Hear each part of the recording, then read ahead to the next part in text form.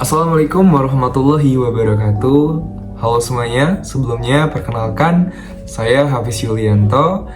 Jadi selamat datang di channel saya dalam video pembelajaran tentang percabangan dalam PBO.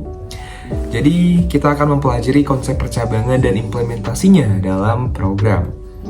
Baik, untuk pendahuluan, jadi percabangan adalah konsep dasar dalam pemrograman yang memungkinkan program untuk mengambil keputusan berdasarkan kondisi tertentu.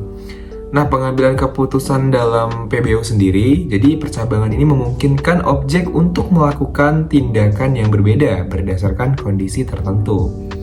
Nah, untuk konsep percabangan itu ada 3. Yang pertama, kondisi, yaitu percabangan didasarkan pada kondisi yang dievaluasi sebagai benar atau true dan salah atau false.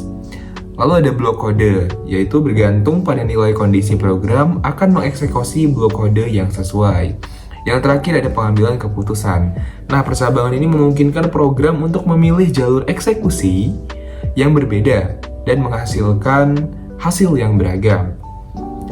Lalu ada struktur percabangan sederhana, ada if dan else.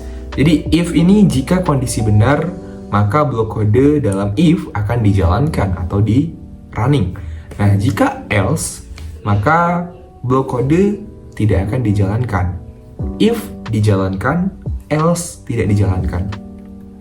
Selanjutnya adalah struktur percabangan bertingkat. Jadi ada 3, ada if, else if, dan else. Kita bahas yang pertama dulu. Nah, if ini kondisi pertama diuji. Jika benar, blok kode dalam if pertama dijalankan. Dan jika salah, kondisi berikutnya akan diuji.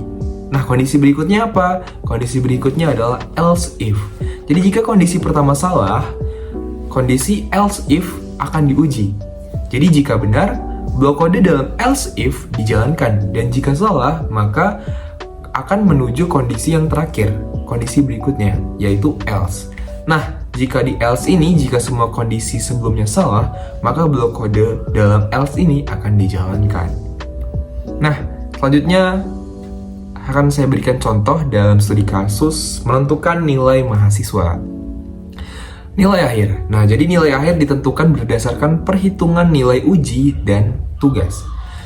Nah, untuk kondisinya, nilai akhir dibagi menjadi beberapa kategori berdasarkan skor, dan percabangannya digunakan untuk memilih kategori nilai akhir yang sesuai. Nah, selanjutnya saya akan menjelaskan mengenai penerapan percabangan dalam program. Ada 3 hal, yaitu validasi data, kontrol alur program, dan pengambilan keputusan. Yang pertama, validasi data, yaitu percabangan digunakan untuk memvalidasi data input dari pengguna, memastikan data yang dimasukkan itu valid. Selanjutnya ada kontrol alur program, yaitu percabangan memungkinkan program untuk memilih jalur eksekusi yang berbeda berdasarkan kondisi tertentu, menghasilkan perilaku yang beragam. Selanjutnya ada pengambilan keputusan. Jadi percabangan itu memungkinkan percabangan itu memungkinkan program untuk membuat keputusan yang kompleks berdasarkan kondisi yang bervariasi.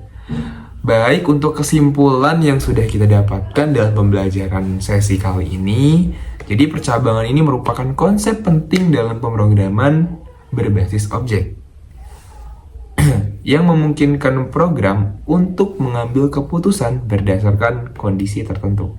Dengan menggunakan struktur percabangan yang tepat, program dapat menjadi lebih dinamis, fleksibel, dan responsif terhadap data yang diproses.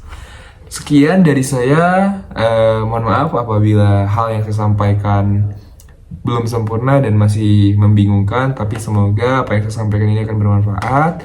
Saya akhiri, terima kasih semuanya. Wassalamualaikum warahmatullahi wabarakatuh.